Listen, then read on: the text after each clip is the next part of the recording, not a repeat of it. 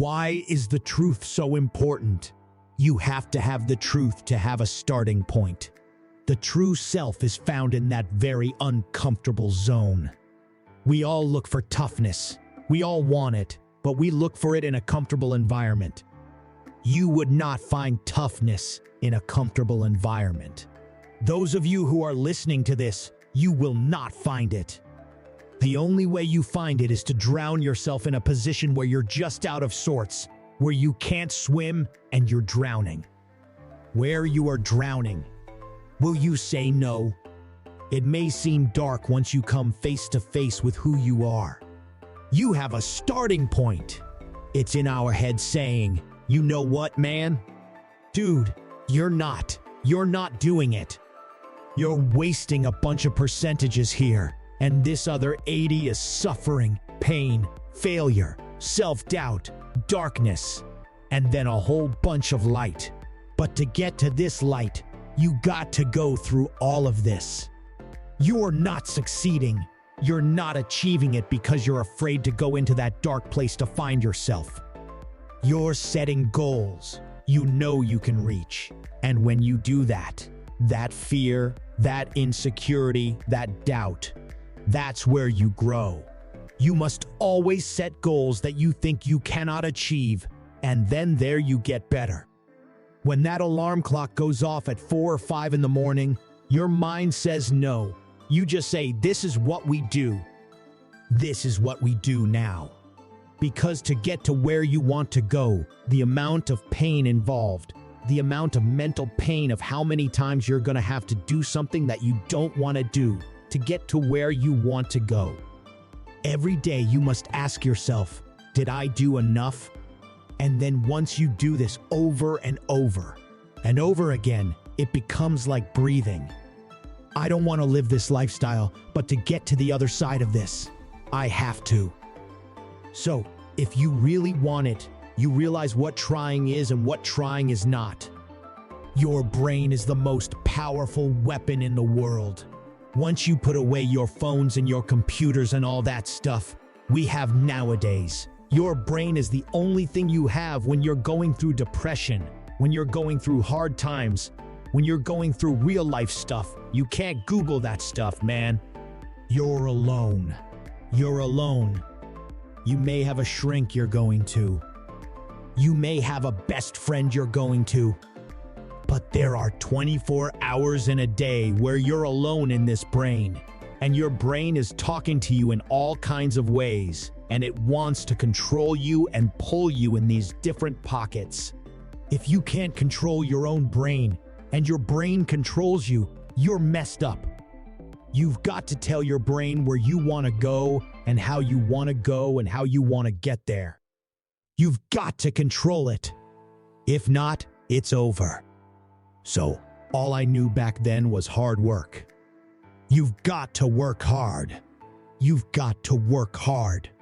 I can't get this paragraph. I can't remember what the heck is in this paragraph to pass this test to get into the military. Read again, still not getting it. Read it again, but it's not getting it. Write it out, and that's how I started learning. I realized if I keep going back and going back and going back until the thing just becomes, your mind will say, forget it, okay? We're gonna figure it out. It'll find a way because he is not going to stop. It's like, I'm gonna try one more time. No alarm clock goes off. We're going back. I can't read right. We're going back. I gave myself no way out, and my mind realized that. They said, okay, we're gonna adapt and overcome. Now, that was my mindset, and that's how you get through things. You put yourself, you immerse yourself wherever it is, and you become that. I became healthy, and that became my new norm. I gave myself no way out. There was nothing outside these walls of hell. Nothing. I watched this segment on TV about these guys going through the Navy SEAL training, and I wasn't a great swimmer. I was afraid of the water. All this crap, man. I saw these guys as quitting.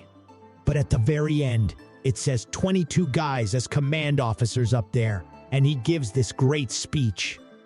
So, I started visualizing me being the 23 RD guy sitting there with these guys. I said, man, if I could feel that, that would change my life. And what was that feeling? You wanted so bad. Respect, acknowledgement, victory. I wanted to win, not like beat somebody else. It wasn't about that. I just wanted to go the distance. Everything in my life, when something got hard, I quit. I had to work harder than you, so I quit. Like, man, if I could just go that distance, that extra mile, to just go, just to finish. I want to finish.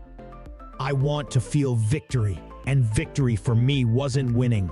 It was just finishing. So, I said, you know what? If I could feel like these guys feel, it would change my life. And literally, I started feeling victory just by putting myself in the battle. I started realizing, man, just by going to war with myself every day and putting these challenges and these goals and these obstacles, these insurmountable obstacles. Now we can move from there if you look at it as, meant I'm broken and I'm still here. Now I'm fighting. I'm gonna find a way to get through this because I have no other place to go. It gives you a lot of power, and no one really finds himself without going through trials, tribulations, suffering, accountability, and accountability is suffering. Being accountable every day for doing right for yourself, for the people next to you. It's miserable. The more I did, the more I gained confidence. And then the more I gained confidence, the more I realized these Navy SEALs, man, these guys can't do what I'm doing right now. I had no coach, no trainer, no money. I didn't know how to lose weight. I had no knowledge of what I was doing.